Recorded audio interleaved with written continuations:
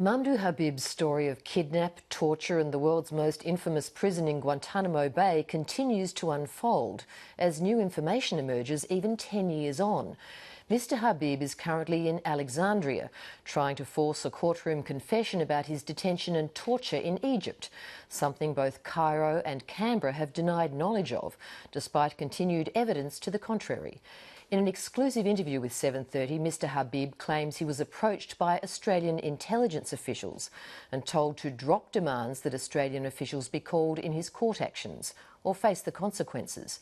Just days later, back in Australia, bank accounts he and his wife had held for 30 years were shut down. Connor Duffy reports.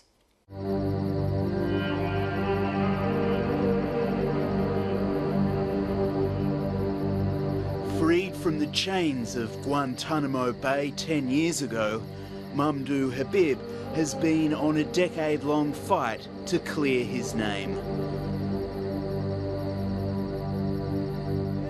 Arrested by chance in Pakistan, he became just one of 2 Australians locked up at Guantanamo at the height of the War on Terror. Before arriving at the infamous US prison, he was secretly flown from Islamabad to Egypt, where he has recounted being brutally tortured.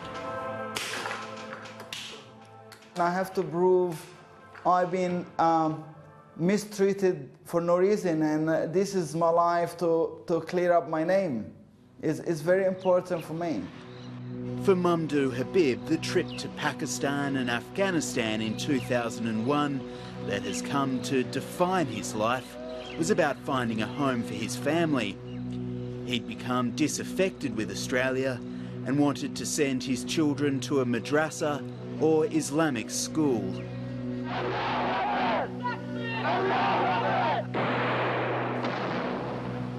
Australian authorities painted a darker picture about weapons training and terrorism camps.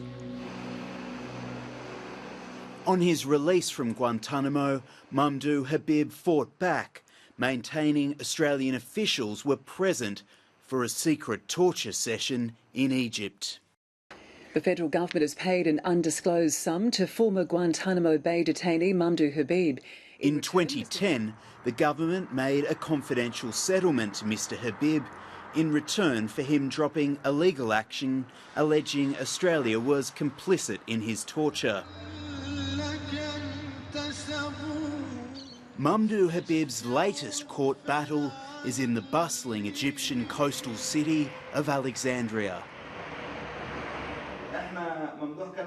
He wants compensation from the Egyptian government and acknowledgement of his treatment there.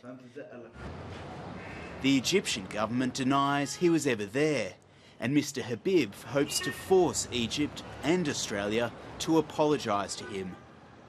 We suing the Egyptian government because Australian government deny completely they have any involved with my rendition and kidnapping. Documents filed in the Alexandria court and translated by 7:30 show Mr Habib intends to call Australian witnesses to prove his case. He believes Australian government material sent to his wife Maha Habib in 2001 helps prove he was in the country. Now the Egyptian government came to the end of the story and they say it's not true, and the agency in Egypt say Habib never been in Egypt, and they done report, but they doesn't want to give us the report from the agency. Is national security. Mamdouh Habib makes the extraordinary claim that the move to call Australian witnesses has led to the shadowy intelligence world once again catching up with him.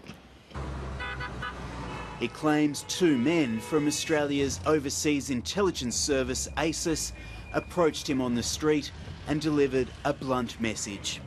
I've been brought to when I do running at night time, I do an exercise, I've been informed if I'm not doing the case and dismiss to call the Australian official to give in evidence, I will be in a big, deep trouble, and I'm gonna lose all my money in Australia and in Egypt, and I have no life anymore. Back in Sydney, Mamdouh Habib's wife Maha believes the family is being punished at home as well.